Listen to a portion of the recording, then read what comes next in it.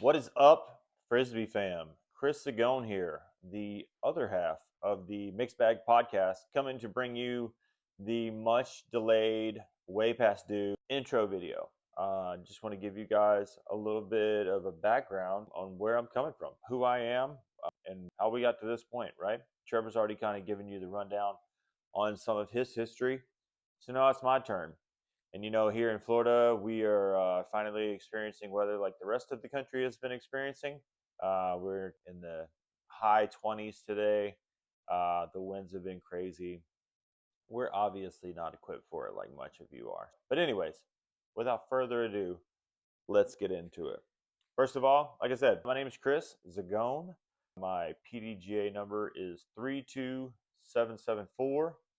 I've been playing disc golf for 27 years. I started in 99. I graduated high school in 98. In 99, a buddy of mine named Ronnie Motts, who I'm forever grateful for showing me this sport, invited me and a couple of our friends. We were all met at a church camp, and he invited us to go play disc golf. I didn't know what disc golf was, but he basically said it was something that we could go do and take part in a lot of extracurriculars that I was very into at that point in my life.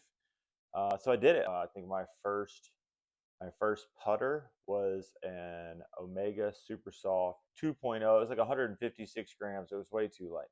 And then the first driver I got on my own, I remember I had a Discraft Talon and a Champion Gazelle, which back then Champion was like this 50-50 blend. Pretty crazy stuff. But I was hooked. I was playing all the time. I got involved with the leagues. Then I found out about tournaments. At first, I thought there was just one tournament a year and you spent all year like getting ready for that tournament.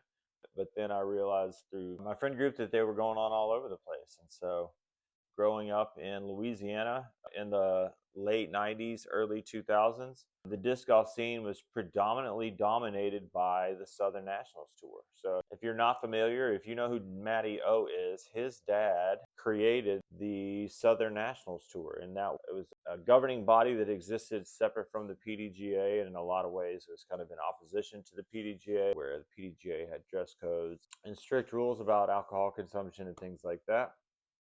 The Southern National was a little more lax on some of those things. I started in 98, 99. I didn't get my number until 2007 when I went and played what was called back then a Super Tour, an A-tier Super Tour, which was basically the national tour, basically. And you had to have your PDGA number and be a rules official in order to compete. So I did. I got my number at that time. But yeah, so I started to get really active in the PDGA. Once I started buying the membership and renewing my membership, and which once was one or two sanctioned events for a year, became 4 and 8. And then in about, let's see, in 2012, I think I took a step away from the sport for a while. The politics of running a local club and those kind of things just burned me out, and I was done with it. And so I would play very loosely, but I got really big into running, distance running. I was really good at running half marathons and 5Ks, 10Ks and stuff. But I broke my left foot 2 times in a 3-year time span and was in a boot. And eventually it just became very painful for me to run. So I went back to disc golf. So in 2012, I went back and played a tournament. I played advanced after playing. I moved to open after a tournament in 2007 where the payout was very embarrassing. And I was just like, screw it, I'm playing pro, even though I wasn't ready for it. But in 2012, I came back. I played one advanced tournament. It was my first tournament back. I'm like, hey, let's just get our feet wet. And I remember I was in second to last place after the first round. And by the end of the second round, I had moved all the way up into a tie for second. So found my game, found the competitive juices and the joy of competing and realizing that I still had the tools that I needed. So it was time to go. I started playing all the time. So one of the things playing in the amateur division was that I got a payout. And with my payout, that was about the time that Dynamic Disc and Prodigy were both coming out. And so I remember I got a Prodigy disc with my payout. I got an F2 because everybody was getting on DD, and I was like, I just want to do something different. So I went the Prodigy route, started buying their molds and throwing them. Within a few years, I got onto their street team, and I did that for probably 3.5 years before I eventually had an opportunity to join Westside's ambassador team. And so I did that. And so I threw for Westside for 4.5, 5 years, something like that. And then the fourth year of that, I was about the time that COVID, if we're just going through the timeline, COVID has just happened. A bunch of tournaments that I was signed up for. At that point, I was playing 30 tournaments a year, 30 to 32 tournaments a year, PDGA sanctioned, traveling everywhere within a 6 to 8 mile radius. I'd make the trip to GBO once a year for our yearly pilgrimage to Disc Golf Disney World, as I used to call it. But it became my whole personality. It completely consumed how I spent my extra money. It was all about planning more trips, and it was great. I loved it. Meeting new people, continuing to broaden my networks. And so, yeah, so now I'm signing up for like the Jonesboroughs and the Wacos and like all these big tournaments and having these little mini tours that I was doing. But COVID shut all that down. I had all this money that was being refunded to me, and there was nowhere to spend it. We all had to sit at home, and so eventually I lost my job because of COVID. Just COVID cutbacks. They cut back from 32 to 13 to 9 and to 6, and eventually they cut down to the senior members, and I didn't make those cuts. But so I got paid grossly overpaid unemployment for a number of months. So I was getting paid unemployment plus the extra amount that they were sending us, and I just saved all of it. I just saved, and so eventually they lifted the epidemic or the pandemic bans, and we were allowed to go back out and compete again. And I had a pretty good little nest egg saved up. And also, Perfect Putt 360, the app that I made, was booming. Go check that out on the app stores right now. It's on Google Play and App Store for free right now. Not always going to be free. Get it while you can. But so I had a nice little plan, and so I went out. I decided to go on tour. I decided I had a dream of touring, and I was 41 years old, I think, at that point. I was realistic with the fact that my body was not going to continue to compete or perform at my peak for very much longer. And so I took a chance and said, if it doesn't work out, I'll go back and get another desk job. No big deal. I've got my degree in computer aided drafting, and it wasn't going to be hard to find another gig. So that's what we did. And so I went out for a year on what was supposed to be just a trial run. And that 1 year turned into 4 years. Pretty cool. It was really cool. I was very, very fortunate to link up with the people who continued to help extend my tour little by little. The relationships and friendships that I made while I was out there will last forever. And it's probably one of the greatest times of my life. But all good things come to an end. My relationship that I had while I was out there came to an end, and with that, my touring career came to an end. So I went back home. Or I say I went back home. So I went to Palm Bay, Florida, and stayed with a friend, and which leads me to where we are today. So I've recently gotten back into working in the industry that I went to school for, which is great. I have a great job, and I'm really excited about continuing to get back into competing more. Now that Florida is my home base, we can play disc golf almost all year round. It almost never stops.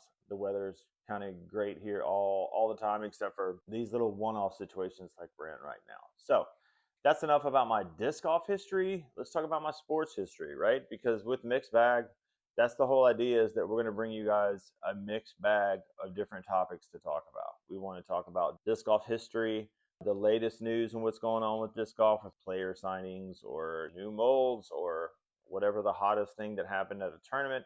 We also want to talk about other sports. And so Trevor's already kind of given you a rundown of some of his things and his history.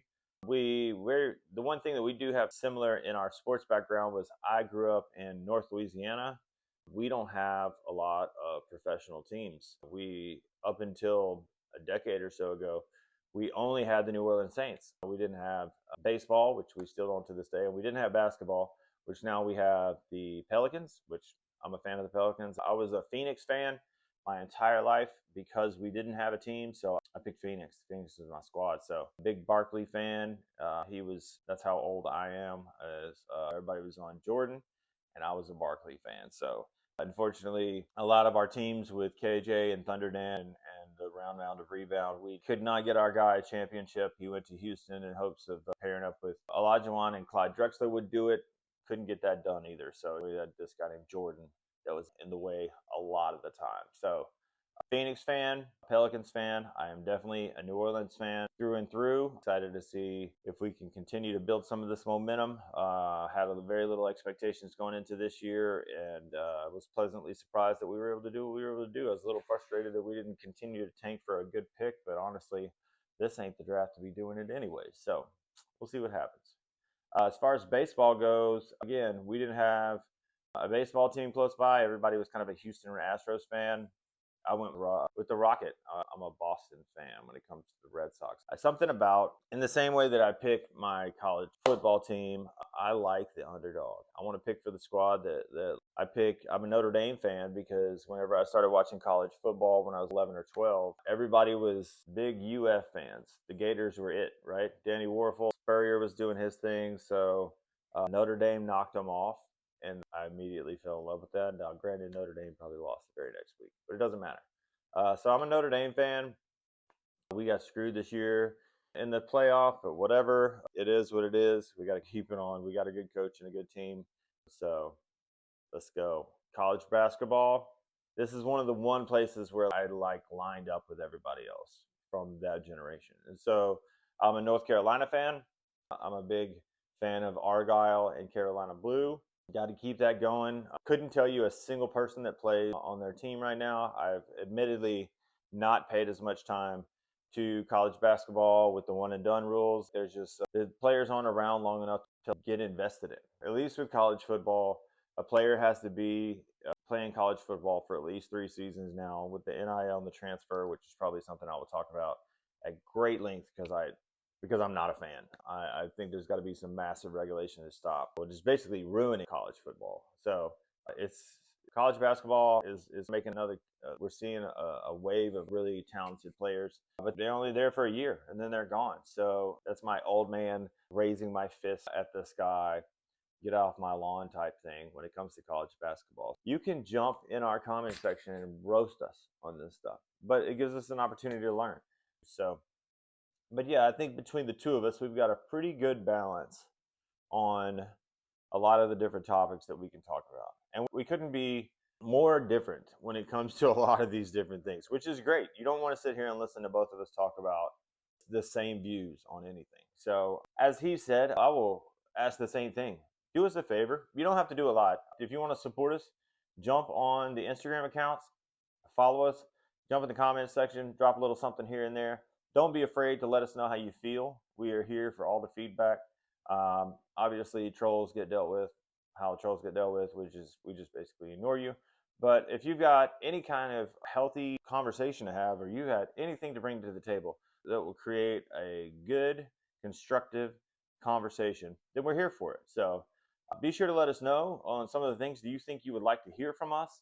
Maybe if there's a guest or two that you would like to hear from us. We plan on doing more of the interviews like we did with Johnny. Thank you, Johnny, for being our first piece of content, our first interviewee, and still to this day, one of the things that people come and talk to me the most about that they enjoyed seeing. So much love. Check us out. Give us a follow. Like, share, subscribe, all that stuff. So peace out.